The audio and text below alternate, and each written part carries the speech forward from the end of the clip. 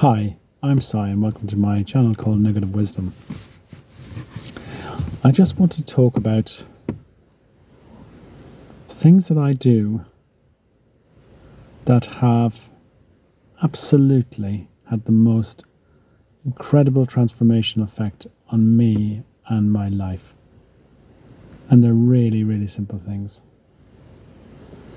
And I wish I'd known these things a long time ago, but even these things deal with the wishing as well.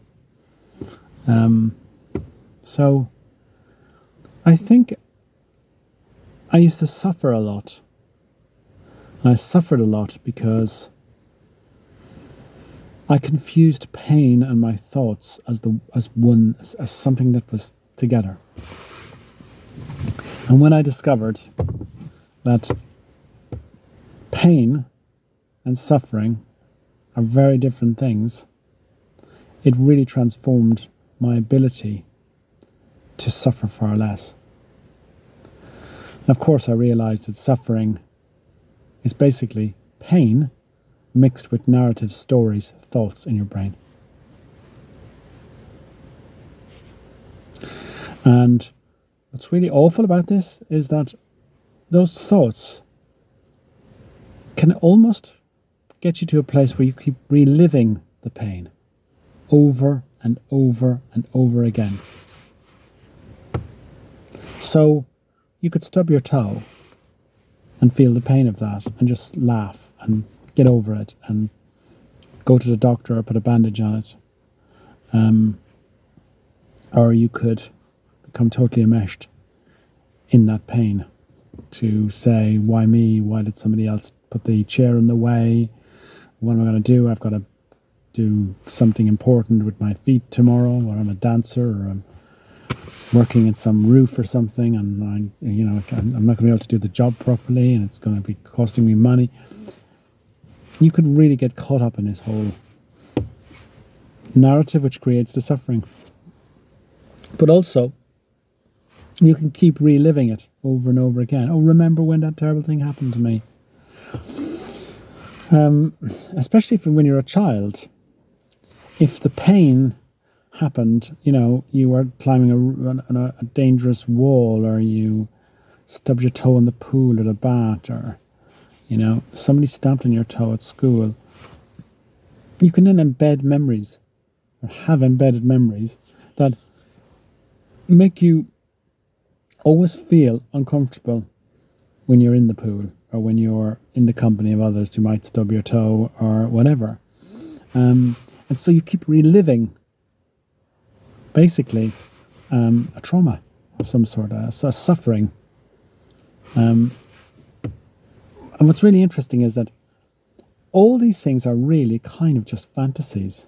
No matter what pain you've had in your life, no matter what thoughts you've had, they come and go. They're like the clouds in the sky. They come and go.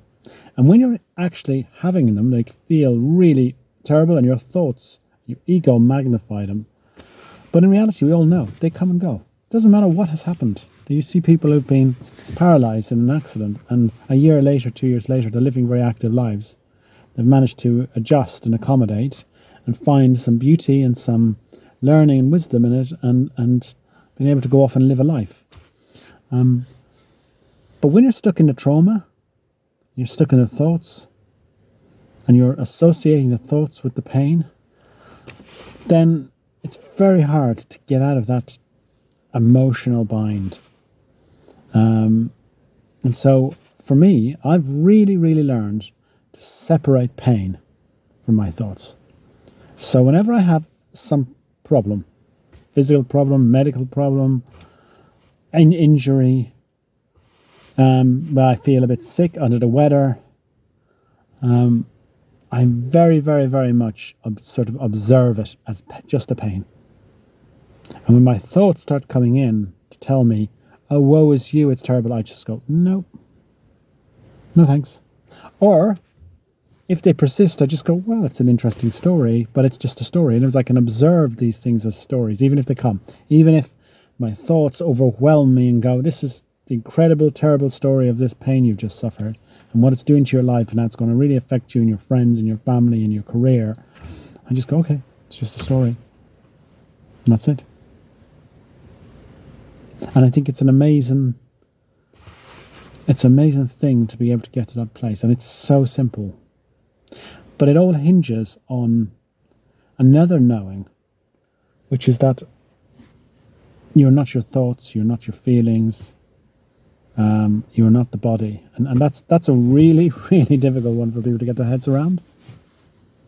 And I didn't come to it just from a spiritual perspective or a biological perspective or a philosophical perspective or a religious perspective or a scientific perspective. In fact, I looked at all of them and came to that conclusion. All of them had some elements of wisdom which pointed towards, as counterintuitive as it seems, this is a relative truth which makes a lot of sense and there's a lot of commonality. And so I came to the conclusion that I'm not any of these things. And also I came to the conclusion that I really intellectually can't know who or what I am, and it doesn't matter. And the closest I can come to knowing who and what I am is almost experiential. It's a knowing. And I would say that knowing is strongest when I'm in the flow, when I'm not thinking, when I'm not ruminating about something, when I'm doing something that's really creative or artistic, when I'm bonding, when I'm in a really genuinely authentic, unconditional, loving process, whether it's just rubbing a dog or, romantic relationships or relationships with close friends, then that's as close as I think I can get to the true me. It's like an uncluttered awareness where the clouds, which are my thoughts and stories and narratives and all these things that go, kind of are moving away, and the sky, it's just a sky. And the sky is that true me. And so that also has a profound effect on mental health, on the rabbit hole of getting into traumas and the suffering from the traumas. Because when you can observe yourself, and yourself being your persona, your ego, when you can observe it and look at it. And by the way, we do this all the time. we just our thoughts don't let us realize that it's what's really going on, that you are observing the self, that there is an observational process going on. And so that persona can't be the true you. And when you realize this, it literally takes so much stress, so much anxiety right out of your life. And then even if you feel anxious, even if you feel stressed, you can observe that and go, it's going to come and go. So you can even observe your anxiety.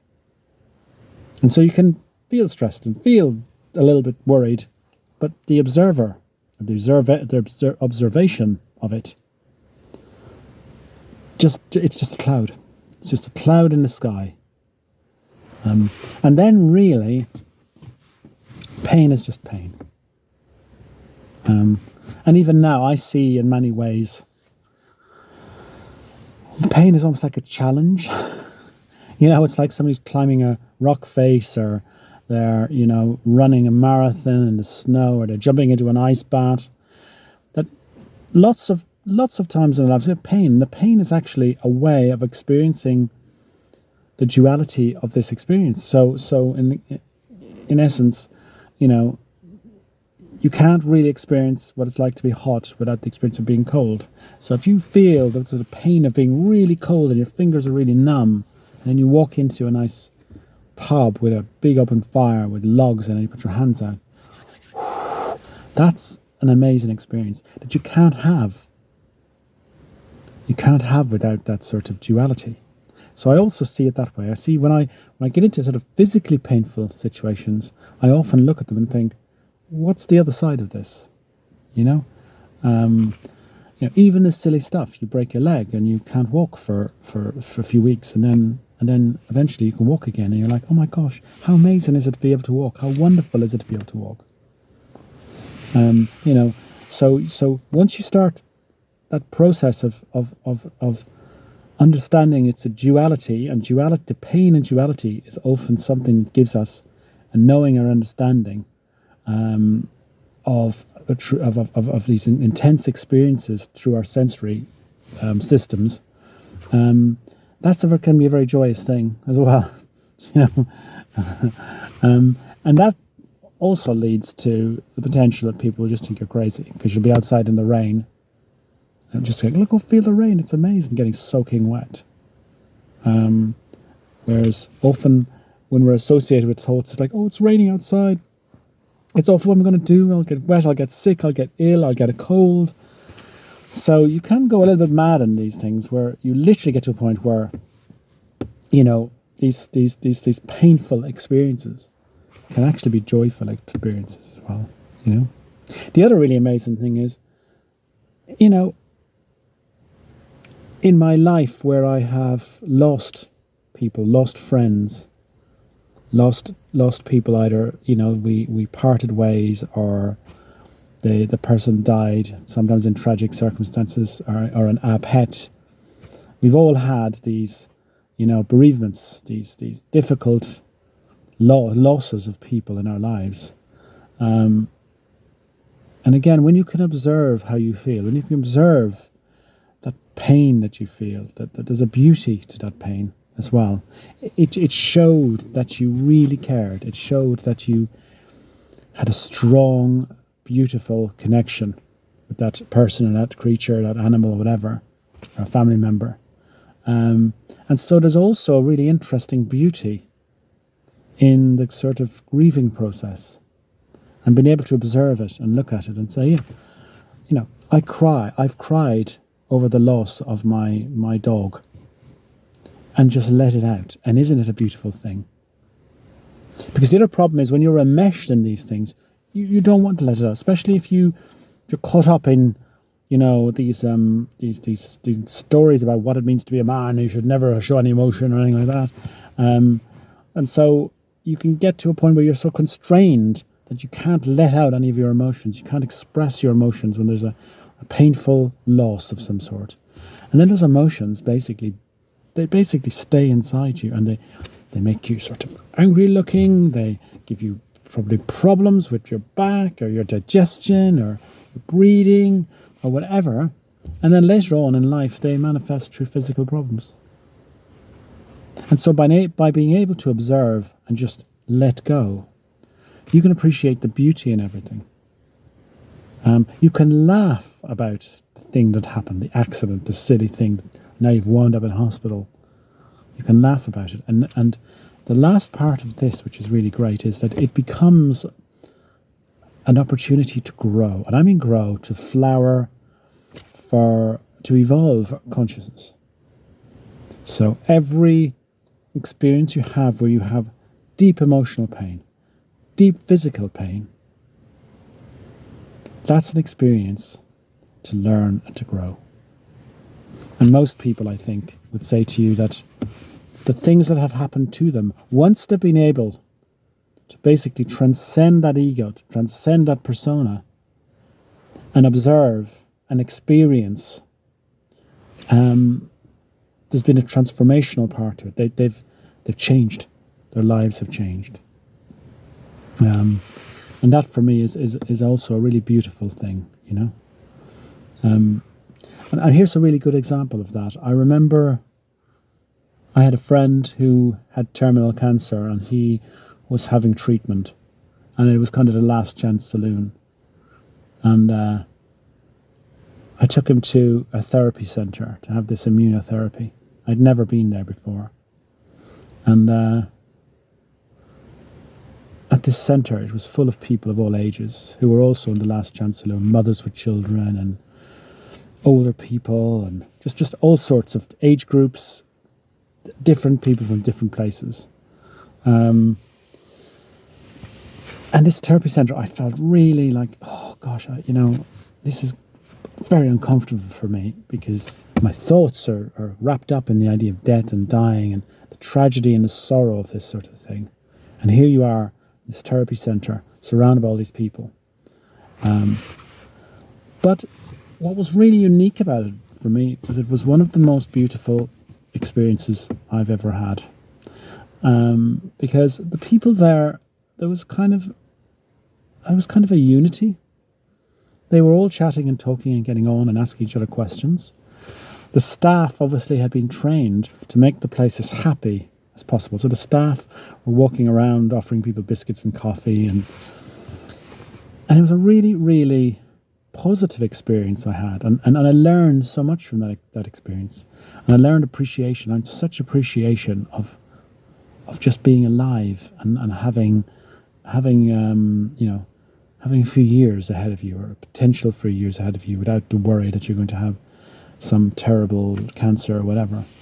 I really learned to appreciate. And then after that, whenever I was in my car and I was driving along and I saw somebody in their car getting really angry, the lights have turned and the person ahead of them happens to be delayed for a few seconds because they just didn't notice, and the person behind's blowing the horn and getting angry. It just sort of, and you see the faces of these people. I learned, it really struck me how little they knew about how wonderful their life was. To be physically able-bodied in this fantastic vehicle that's taken God knows how many thousands of engineers and 100 years to get it to where it is. To be in this amazing experience. And to be getting angry over such small things. And what I learned was just every time I see this now, I always think back to when I was there at the immunotherapy centre and just watching the people around me and how they expressed a kind of unconditional, loving nature to each other. So that experience, which is, emotionally painful potentially for the person who's going through that last chance saloon therapy, and for the people who are looking at it and sort of comparing and saying, oh well, gosh, I wouldn't be like to be in that situation and all that sort of stuff, and the sadness, that in itself has given me so much positivity about life and the beauty and the fragility of life and how precious it is, and to be able to enjoy the moment. And enjoying the moment means if somebody's ahead of me at the traffic lights and they happen to take 2 or 3 seconds more to move off, it doesn't bother me in the slightest. It's fine. I'm not going to blow the horn at them. I don't care. So I think really, this whole very simple idea that you are not your thoughts, you're not your body, you're an avatar. You've got a persona. Who is the you? It's not the you that you may have been brought up to think you are. It's really important. That persona is important. I'm not knocking it. I'm not saying you shouldn't have it. You need a car to drive, but the car isn't you. You need a car to get around. It's an amazing thing, and you take good care of it. But being able to observe, being able to realize that the sky is not the clouds, and the clouds come and go, being able to appreciate the duality, the experience that the hot, the cold, the tall, the short, the hard, the soft, all of these dualities, being able to appreciate them, and where they're painful, knowing that there's an opposite side, there's a pleasurable side, which is all the more incredible because you've understood the painful side, whether that's emotional or physical. Understanding all of this makes life so much more peaceful. And the expectation of I must have things, I must have stuff and things in order to be happy, that goes away. Because in reality, you need very, very little to be happy. And we see this all the time in our lives. We see this with people who you meet, who have got all sorts of medical conditions, tragedies have occurred in their lives. Financially, they're really poor. And these people are smiling from ear to ear. And I used to wonder why. Why? How can they be happy? But now I totally get it. Because it's an introspective thing, not an exterior. Once you start to look inward, you find the answers to everything. Looking outward gives you little hits of pleasure that fade away, and that can never fundamentally make you happy, because you can't be made happy. The irony is you can't be made happy, you can't be loved, because fundamentally happiness and love and peace are just part of your being. That's it. So, thanks for listening, and take care until my next video.